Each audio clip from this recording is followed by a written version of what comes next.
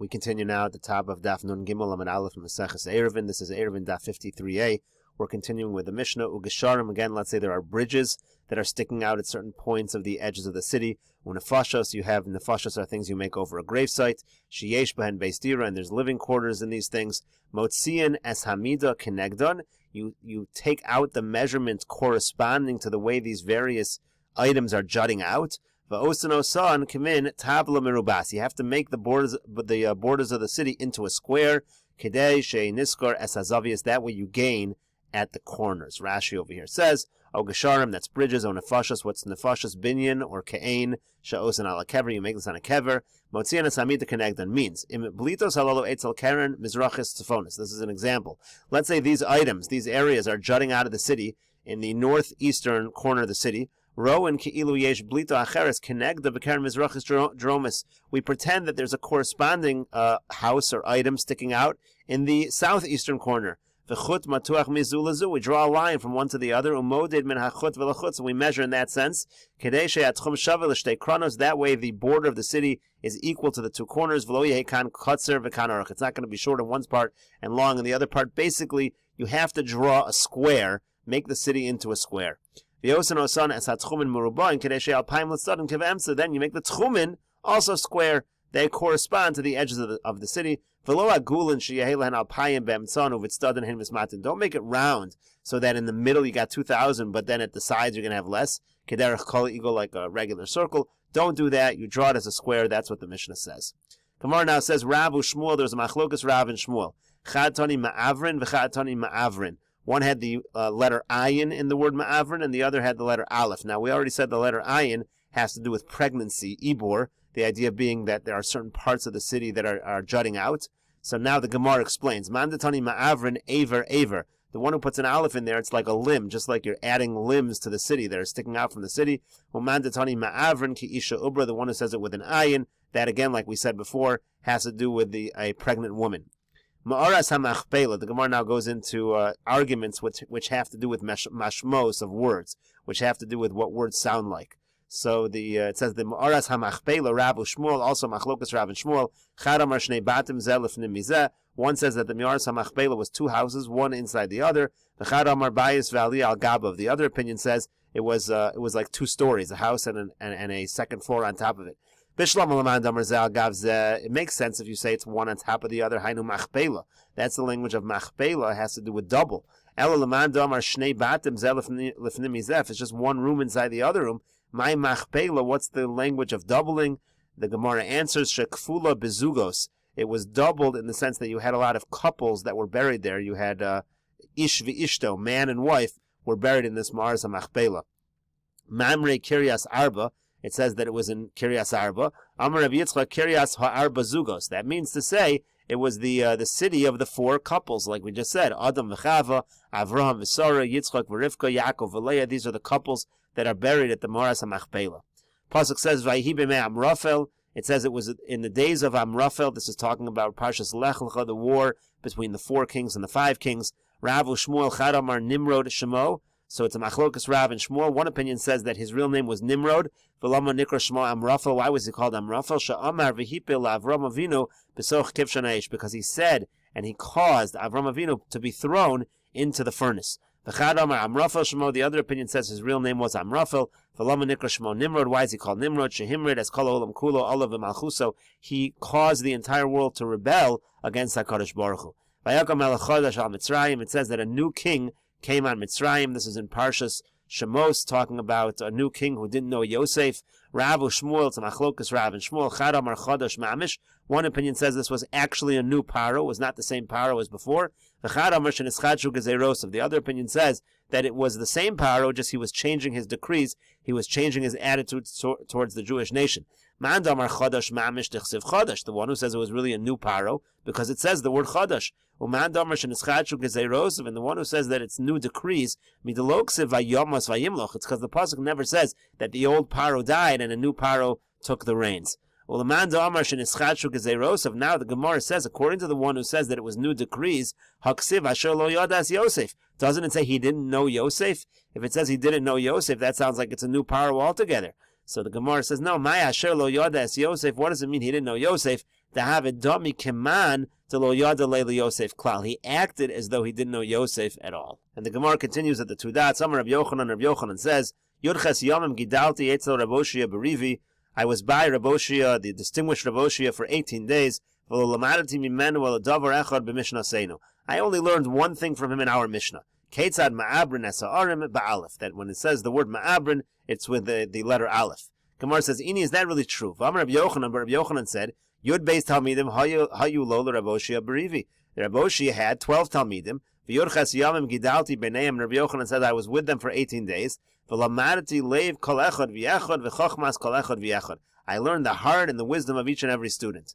So the Gemara answers, Leiv kol echad v'yechad v'chochmas kol echad v'yechad gamar. He learned the heart and the wisdom of every student, but Gemara lo gamar. He didn't learn any Gemara. He didn't learn any tradition from them.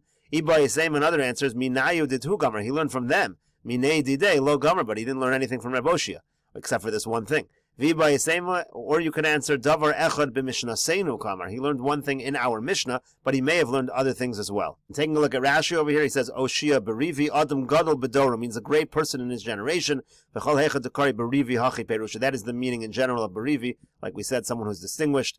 Leiv kol echad v'yechad, what does it mean I learned the heart of every student? Kama haya mechudad, how sharp that student was. Kolomar b'chulan hikarti macharifos yesh mizel azeh. I understood the sharpness of each one.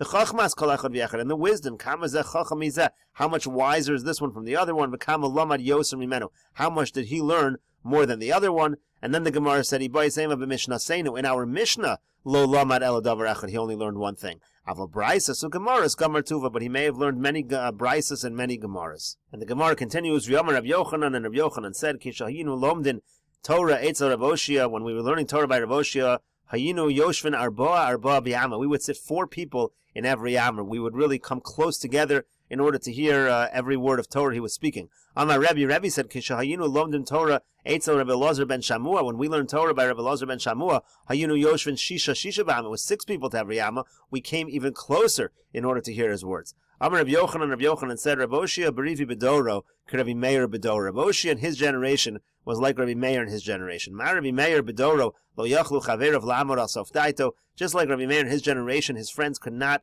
understand everything that he was saying. They couldn't understand the reasoning. Af Rav Oshia lo yachlu chaverav la'amor al sof daito. So too, when it came to Rav Oshia, his friends could not fully understand that which he was saying. Amar Rabbi Yochanan says, Libon shel rishonim, the heart of the early sages, kepischo shel ulam. That's like the entrance of the ulam of the Beis Hamikdash. V'shel achronim, and the heart of the later generation of sages, kepischo shel heichal, is only like the opening of the heichal of the Beis Hamikdash, which was not as wide. Rashi over here says, Pesach ulam rachvo chaf. The width of the ulam, which was the first entryway towards the Beis Hamikdash, that was 20 amos wide.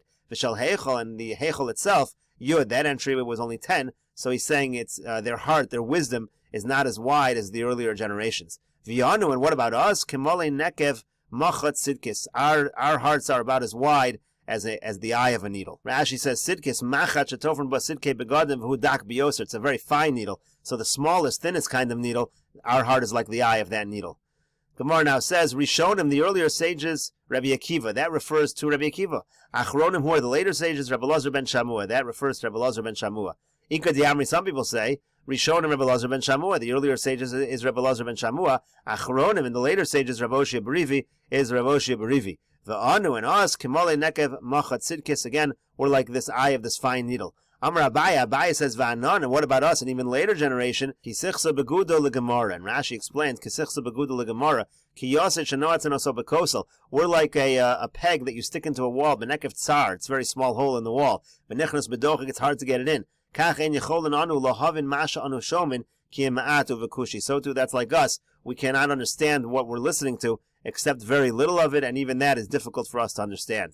Amar Rav, and Rava says, va'anan, us, what are we like? Ki etzba'asa b'kira l'svara. We're like a finger in wax when it comes to logic. Rashi here says, Ke'etzba b'kira b'shava kosha she'ein ha'etzba yachal likanas b'sochi. You have hard wax that a finger can't get into. El medavik miad. It just sticks to it a little bit. That's what Rava says we are like when it comes to svara. Amar Rav Ashi, and Rav Ashi says, Anan ki etzba'sa b'bira l'shicha. He says that we're like a finger that's stuck into a pit, into a bore when it comes to forgetting things.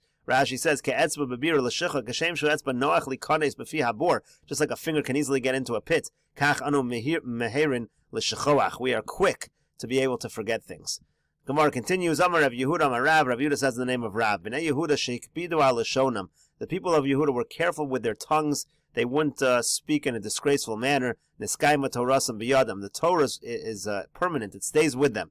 Bnei Galil, the people of Galil, shaloik bidu al lashonam. They're not careful with their tongues. Lo niskayma torasam biyadam. The Torah is not niskayim with them. So the Gemara says, Midi b'kpeida talia milsa. Is it really totally in how makbid you are with your tongues? How careful you are in that sense? Ella, rather, the way to say it is as follows. Bnei Yehuda de daiki lishna.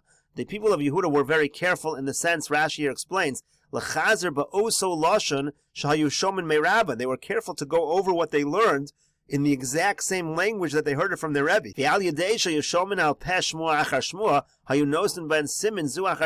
They would hear over and over again various teachings, and they would place a simon there. They would make some kind of mnemonic. And since they were so careful to say it in the same language, they would put in careful mnemonics, careful simonim to remember things, and that's why they wouldn't forget. So according to this version, there's more of a direct connection between what they did with their speech and how they were able to remember their learning. And the Gemara says, "Umisnachi luhu simana." They would place a simon, niskayma torasam biyad, and the Torah would last. Bnei Galil, the people of Galil, de lo daiki lishna v'lo misnachi luhu simana. They weren't careful with the language of the teachings, and they didn't place a simon to remember them. Lo niskayma torasam biyad, and the Torah was not niskayim in their hands. And the Gemara continues, Bnei Yehuda garmu mechad rabba niskayma torasam biyadam. The people of Yehuda, they learned from one Rebbe, and therefore the Torah lasted with them. Bnei Galil de lo gamri mechad rabba, but the people of Galil, they did not learn from one Rebbe. Lo niskayim torasam biyad, and the Torah did not last. And Rashi here explains, lo gamri mechad rabba vayushomen mizeh b'lashon zeh mizeh b'lashon acher. They heard from this one in one language and this one in another language. Different wording was used. Aval pi sheshneim echad shinoi lashon mevalvelon umeshachon. Even though they're all teaching the same thing, but the fact that the way it was said is always changing, it got them confused. And the Gemara continues. Ravina Amar Ravina says, Bnei Yehuda, the people of Yehuda, the galu Mesechta. Rashi says, the galu Mesechta limdu la'acherim kach shamati, means they taught. They were not only learning it, they were teaching. Lishna achrina mefarshin shmo, saying they explained what they had learned. Umedaktikim b'taimo shel davar, and they would be careful in understanding the reason ad shemesiyashiv b'liban, until it was settled fully in their hearts. So they who did that, niskayma torasam biyadam, again, they were able to remember their Torah. Bnei Galil de lo galu Mesechta, the people of Galil who do not do that, lo niskayma torasam biyadam, the Torah did not last. And the Gemara concludes the Amud, David gali Mesechta shal lo gali Mesechta. David revealed the Mesechta, in other words, he learned in this fashion the way of the people of Yehuda, and Shaul did not. David the gali Mesechta ksiv be yerecha yeruni v'yismachu. So David, it says about him that those who fear me, they're going to rejoice. Shaul de lo gali Mesechta, and Shaul who did not do this, ksiv be el kol asher yifne, and the next Amud will say Arshia, everywhere he turned it was wicked. And Rashi over here explains, the